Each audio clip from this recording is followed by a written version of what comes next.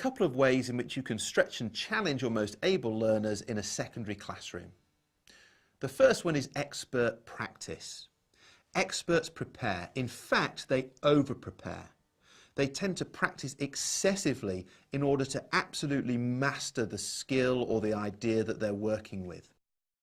So, for example, a ballerina wouldn't just practice until they felt that what they were doing was right. They practiced beyond that until it was absolutely a part of what they did, a part of who they were when they were dancing.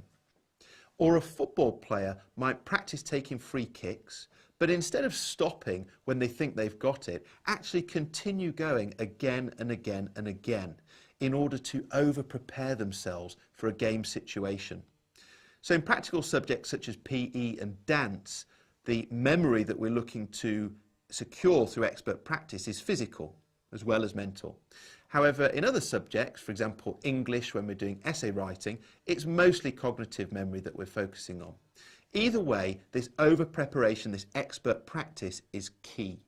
So you can stretch and challenge your most able learners by asking them to engage in this, asking them to pick a specific skill and then relentlessly focus on practicing it. So when they finish the main activity, set them the challenge, pick something out, practice, practice, practice until you are getting closer to that really high level of expertise. The second technique that we might like to use is complex questioning. So let me start off by giving you an example of a few fairly simple or straightforward questions we might use in the class. What might Churchill have felt like at the end of the war? How can we find the area of this shape? What might happen when we mix the chemicals?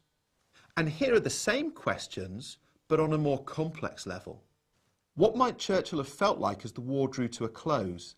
And is this of any interest to historians? Or are the emotions and feelings of major historical figures irrelevant when compared to the wider picture? How can we find the area of this shape with a method we could then apply to find the area of any other shape? And would this method be the only one possible or one among many? What might happen when we mix the chemicals, and how might this be influenced by changes in temperature, changes in the quantity of chemicals mixed, and changes in the atmospheric conditions?